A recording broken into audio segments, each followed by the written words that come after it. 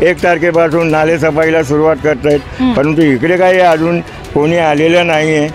हे बिल्डिंग बांधल्यानंतर लोकांना लक्ष द्यायला पाहिजे की ब्रिज बांधला पाहिजे आपल्याला. अगोदर काय झोपले होते का बीएमसी?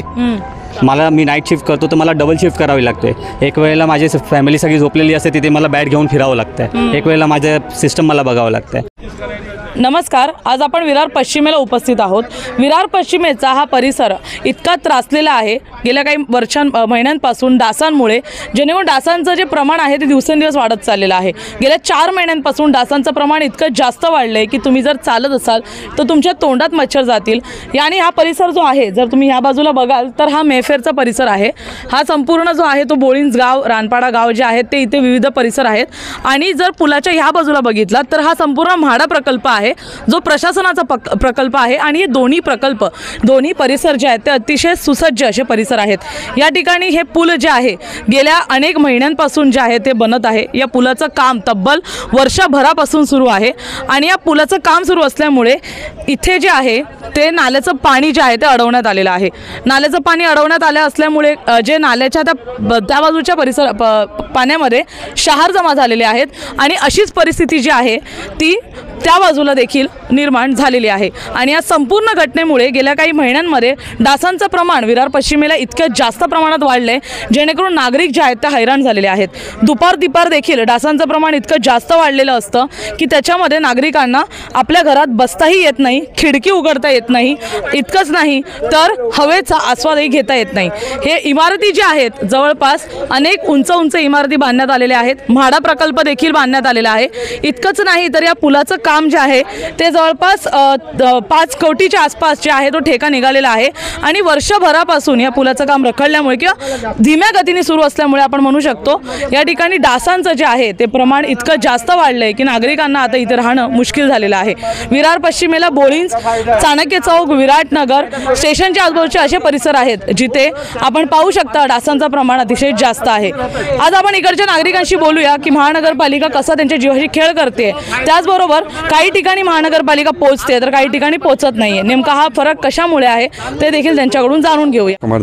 आज डासांची काय परिस्थिती आहे? डासांची परिस्थिती मागच्या 5-6 वर्ष झाली आहेच, पण ह्या वर्षी 1.5 महिना जास्त झालेली आहे. ते का झालेले आहे? ब्रिजमुळे ते येणार पाणी त्यांनी बंद करून ठेवलेलं आहे. आमचं एवढं म्हणणं आहे जर वरचं काम झालं असेल दोन्हीकडे बांध काढून पाणी सोडून द्यावं, म्हणजे जे डास पिल्ले देतात ते जरा कमी होतील. आणि जे तुमचं काम तिकडं पुढच्या ब्रिजचं होणार आहे, इकडल्या ब्रिजचं ते होत राहील. पण जे मागून नाला सफारावरून जे पाणी येतं आहे ते कमीत कमी पुढे सोडून द्यावं. त्यामुळे जे होणारी पैदा जरा कमी होईल.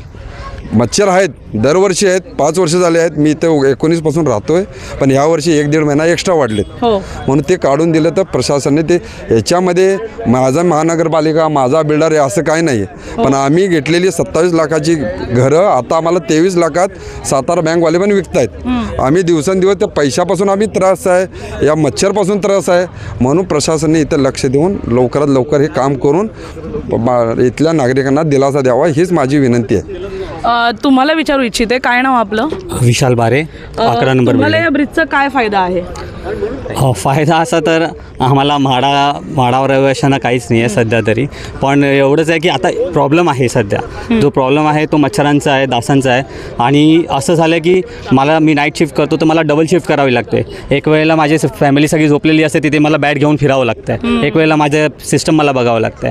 म्हणजे रात्रीच्या पण ते एवढे त्रास देतात की आपण काहीच करू नाही शकत. त्यांच्या चालवायला संध्याकाळी घेतलं, मुलं खेळू नाही शकत पार्कमध्ये. थवाच्या थवावरती फिरत असतो डोक्यावरती मच्छरांचा. तर हा खूपच त्रास आहे सध्या तरी मच्छरांचा. आणि गेल्या वर्षी आम्ही आलो आहे, गेल्या वर्षी इतका नव्हता पण ह्या वर्षी खूप आहे. थांबलेल्या पाण्यामध्ये जे शहार जमलेले आहेत त्याच्यावर महानगरपालिका गेल्या अनेक महिन्यांमध्ये आपण म्हणू शकतो कोणतीही उपाययोजना करत नाही आहे. तर त्याच्यामुळे देखील पाण्यामध्ये मच्छर. हो नक्कीच, त्याच्यावरती काहीतरी औषध वगैरे त्या लोकांनी काहीतरी एक ऑल्टरनेटिव्ह ऑप्शन केलं पाहिजे. आणि सध्या तरी एक आउटपुट दिला पाहिजे अजून एक, ते थांबलेलं पाणी जाण्यासाठी. तुम्हाला विचारू इच्छिते सर, आता आपला मेफेअर आहे आणि म्हाडा आहे, एक प्रायव्हेट प्रोजेक्ट आहे, एक प्रशासनाचा प्रोजेक्ट आहे आणि मध्ये हा पूल आहे, जवळपास 5 कोटींचा हा पूल आहे. या पुलाचा नेमका फायदा कोणाला आहे? मी एकच गोष्टी बोलू का सर मॅडम? बघा, एकतर हे म्हाडा कधी भरले 2018ला. गाव इकडे अगोदरपासून आहे अगोदरपासून आहे, तेव्हा ते लोकांना लक्षात नाही आलं की हे ब्रिज बनवायला पाहिजे, इकडे रस्ते व्हायला पाहिजे. हे बिल्डिंग बांधल्यानंतर लोकांना लक्ष द्यायला पाहिजे की ब्रिज बांधला पाहिजे आपल्याला. अगोदर काय झोपले होते का VMC? बरोबर. हा, हे बिल्डिंग बांधायला सुरू केला तो ब्रिजचा आठवण आलं, अरे चलो आता ब्रिज बांधायला पाहिजे आपल्याला.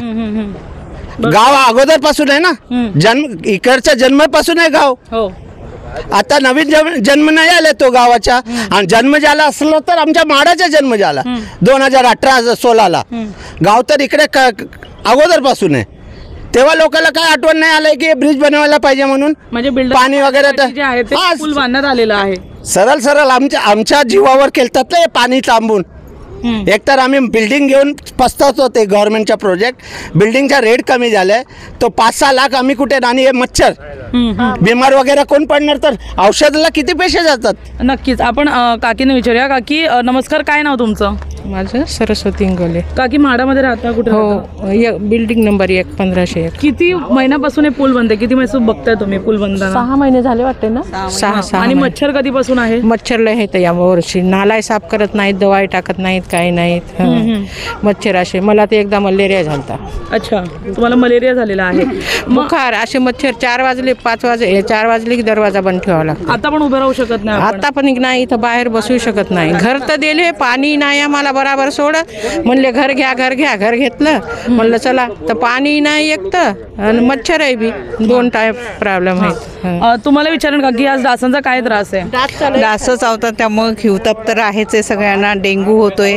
मग यामुळं आरोग्य सगळ्यांचं धोक्यात आलेलं आहे. आणि अगोदर डास नव्हती असं नाही, अगोदरही नाला होता, नाला वाहत होता, त्यामुळं वाहत्या पाण्यात जास्त दिवस टिकत नव्हते. मार्चमध्ये तर किमान कमी होत होते.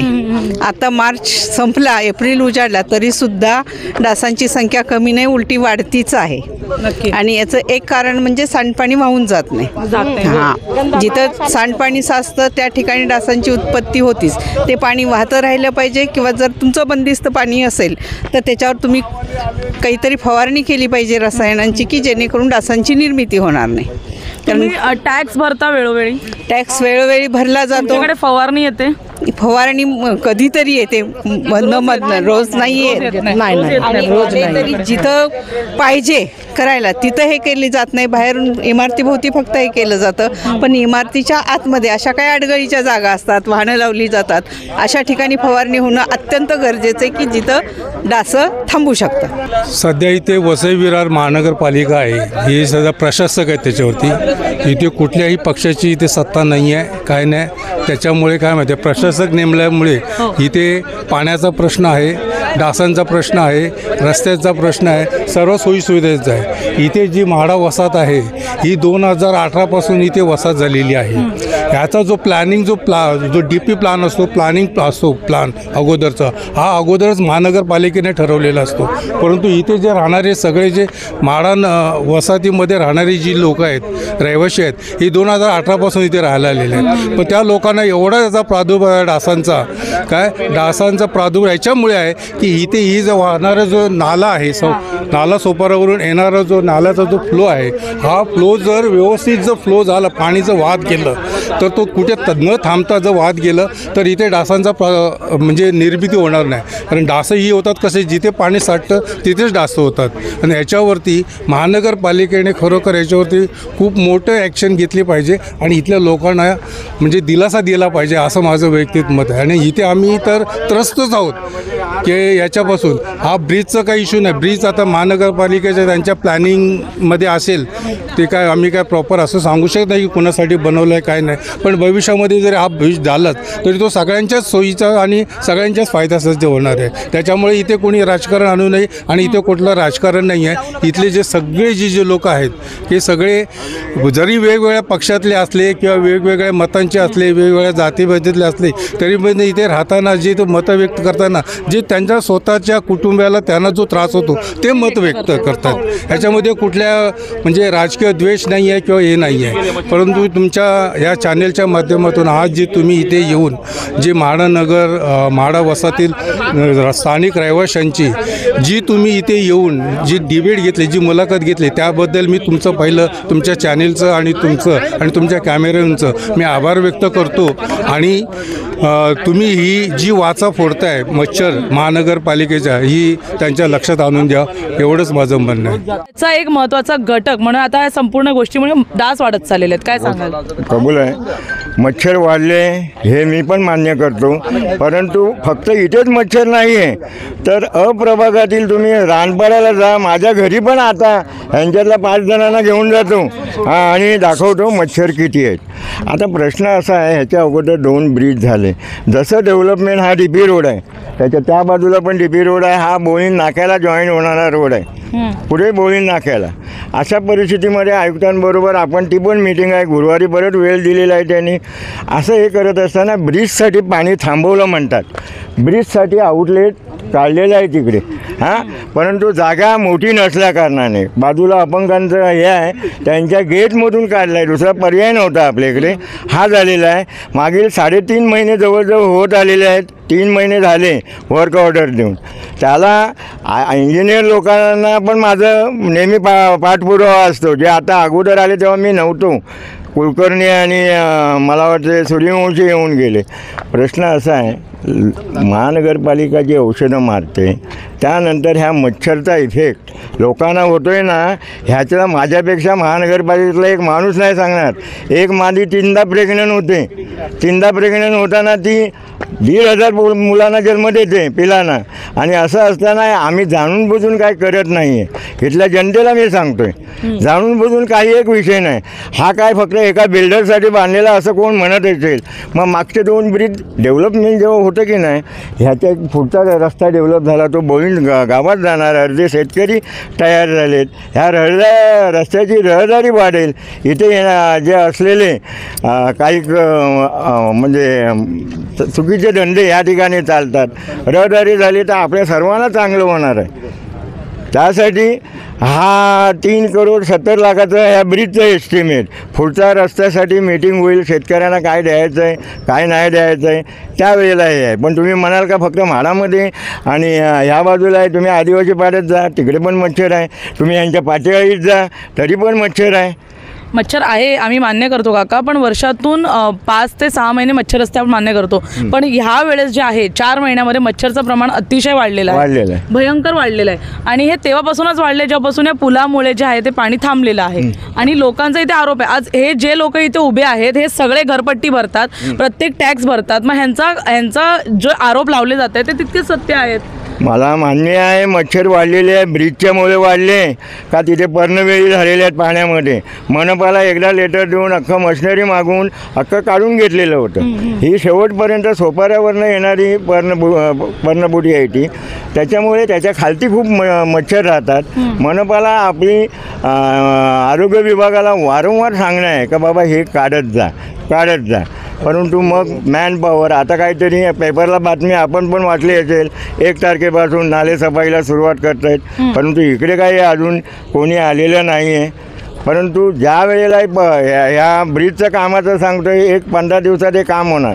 कोण बोलत असेल 3 दिवसांनी 4 दिवसात, कारण का 24 तारखेला स्लॅब भरला, त्याला क्युरिंग करायला कमीत कमी 15 ते 18 दिवस तरी लागतील. त्याशिवाय हे बांध काढता येत नाही. आमचा पण प्रयत्न आहे. आमच्या स्थानिक लोकांच्या वाड्या म्हणजे शेती आहे तिकडे, त्याच्यामध्ये पण पाणी गेलेलं आहे. त्यांना तिकडलं त्यांचे ह्या मोसमामध्ये त्यांचं कडधान्य पिकते, मग अशा लोकांचं पण नुकसान झालेलं आहे. परंतु हा पावसाळी पाण्याचा निचरा जर व्यवस्थित व्हायचं आहे तर इथल्या मंडळींना सांगतो, हा शेवटचा ब्रिज आहे. मागच्या वर्षी आपण 14 नंबर बिल्डिंगच्या इकडे म्हाडाकडनं करून घेतला आणि ह्याच्या मागे आपण 4 ब्रिज एवढेच मोठे बनवले. हे पण तुमच्या लोकांना माहिती पाहिजे. हां, थोडे दिवस त्रास झाला आहे मलासुद्धा. ही मच्छर आहे माझ्या घरामध्ये, आठवड्याला 2 हिट लागतात, कारण का आम्ही मोठे असल्यामुळे. लहान मुलांमध्ये कोणी मारू पण नाही. मच्छर अगरबत्ती लावावी लागते. संध्याकाळचे दरवाजे बंद होतात, कोण कोणाशी बोलू शकत नाही, अशी परिस्थिती आहे मच्छरमुळे. त्याच्याबद्दल नो डाऊट आहे, परंतु ह्याच्यातून लवकरात लवकर एक 15 दिवसात हे पाणी कसं वाहतं करता येईल ह्याच्यासाठी आमचा नेहमी प्रयत्न आहे. माझी सकाळ संध्याकाळ एक तरी फेरी इकडे असते इथल्या कॉन्ट्रॅक्टरशी बोलणं की बाबा हे तुमचं हे काम अर्धवट राहिलं, हे पूर्ण करा. शेतकऱ्यांचा पण आपल्याला फोन येतात. मग अशा वेळेला दोन्ही बाजूचा समन्वय साधायचा आहे. बरोबर आहे की नाही? ज्या पद्धतीने डेव्हलपमेंट होत आहे तशा काही गोष्टी होणं पण गरजेचं आहे. परंतु कोण म्हणत असेल आता महाराज झाली म्हणून ब्रिज बांधायचं ठरवलं का, ते तसं नाही आहे. डीपीचा रोड आहे आणि डीपी हा पुढे जातच राहिला पाहिजे. ठीक आहे. या संपूर्ण घटनेमध्ये आपण दोन बाजू पाहिले. एक म्हणजे जे म्हाडा रहिवासी होते, इतर विविध परिसरातील रहिवासी होते, हे लोक तितकीच घरपट्टी भरतात जितकी इतर लोक भरत आहेत. तशाच रित्या त्यांना आयुष्य जगण्याचं जे आहे ते साधन, आता आपण पाहिलं असेल किती मोठ्या प्रमाणात मच्छर वाढलेले आहेत काही मिनिटातच. त्यांनाही देखील तसंच आयुष्य पाहिजे. सुखसुविधांसाठी जवळपास त्यांनी 50 लाख आपल्या आयुष्यात खर्च केलेले आहेत आणि जर त्यांनाही मिळत नसतील तर हा प्रश्न पुन्हा ऐरणीवर आला आहे. गेल्या काही मिनिटापासून आपण ही बातमी करतो आणि आपण पाहिलं की मच्छरचा प्रमाण हे किती वाढलेलं आहे आणि हे जी संपूर्ण समस्या आहे गेल्या 6 महिन्यापासून लोक या ठिकाणी राहणारी सहन करत आहेत. इथे आपण उभं राहू शकत नाही आहे, बोलताना मच्छर तोंडात जात आहेत आणि अशामध्ये महानगरपालिकेला अजूनही जाग येत नाही आहे. या ब्रिजमुळे जे काही पाणी थांबवलेलं आहे त्याच्यामध्ये जे काही क्षार उठलेले आहेत त्याच्यामुळे हे मच्छरचं प्रमाण वाढत चाललं आहे. यावर महानगरपालिका काय उपाययोजना काढते पाण्यासारखं असेल किंवा ब्रिजचं काम गेल्या 6-7 महिन्यांपासून जसं धीम्या गतीने सुरू आहे आपण म्हणू शकतो तसंच ते सुरू राहील. धन्यवाद.